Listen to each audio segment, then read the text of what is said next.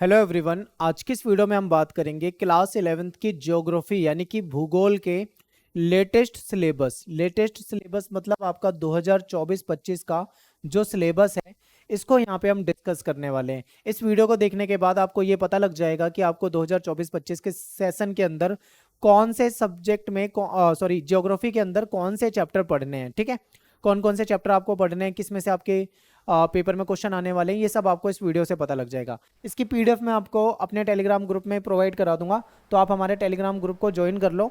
उसके लिए आपको क्या करना है, टेलीग्राम पे जाके क्लास 11 ESP इसको सर्च करना है। आपको हमारा ग्रुप मिलेगा, उसको जाके ज्वाइन कर लो।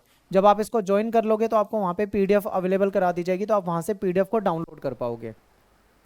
और इसका लिंक भी मैं आपको डायरेक्ट भी दे दूंगा डिस्क्रिप्शन बॉक्स में। अगर आप डायरेक्ट जाना चाहें तो लिंक से भी जाकर टेलीग्राम में इसको ज्वाइन कर सकते हैं।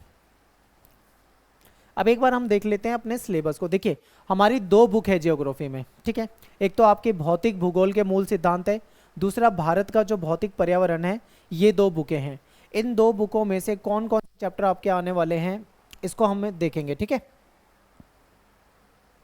देखिए ये आपकी जो भौतिक भूगोल के मूल सिद्धांत वाली बुक है, इसमें से ये सारा इसके इंडेक्स मैंने ले रखा है। तो इसमें से आपको कौन कौन से चैप्टर करने हैं, आपको ये दो चैप्टर हटा देने हैं, चैप्टर नंबर 11 और चैप्टर नंबर 14। देखिए आप एक बार इसे ध्यान से देखो। ठीक है, ये दोनों चैप्टर आपको यहाँ पे नहीं पढ़ने हैं। क्यों नहीं पढ़ने हैं आपको बताऊंगा आगे।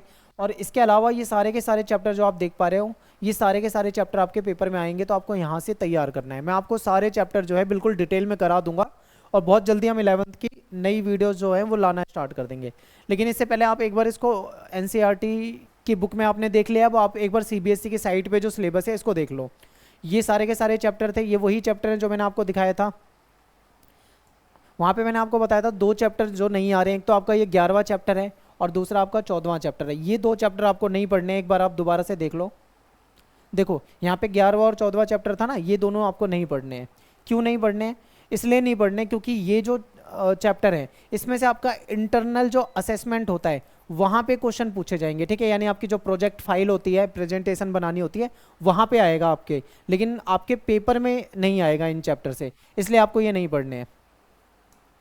आगे चलते हैं। ये आपकी दूसरी बुक है, भारत का भौतिक पर्यावरण। ठीक है, भौतिक पर्यावरण में क्या क्या आएगा इसको देख लेते हैं। तो ये आपकी इंडेक्स है, इसमें आपको 6 चैप्टर दे रखे हैं टोटल।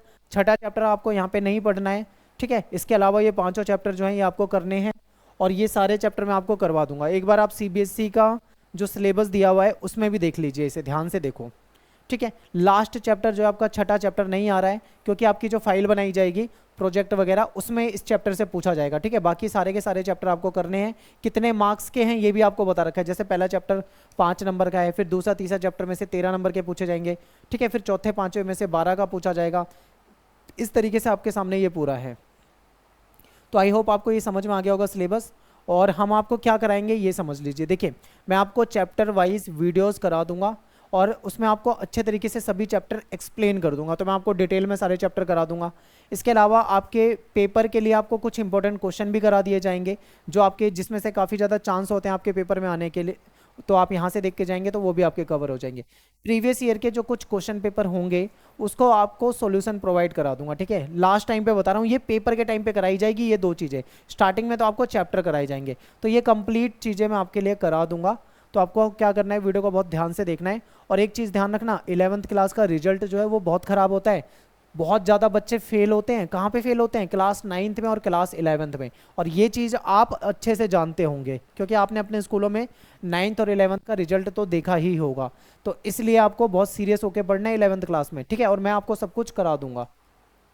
तो आप हमारे साथ जुड़े रहिए, और फिर मिलते हैं आपसे नेक्स्ट वीडियो में। थैंक्स फॉर वॉचिंग सभी को। जय हिंद, जय भारत।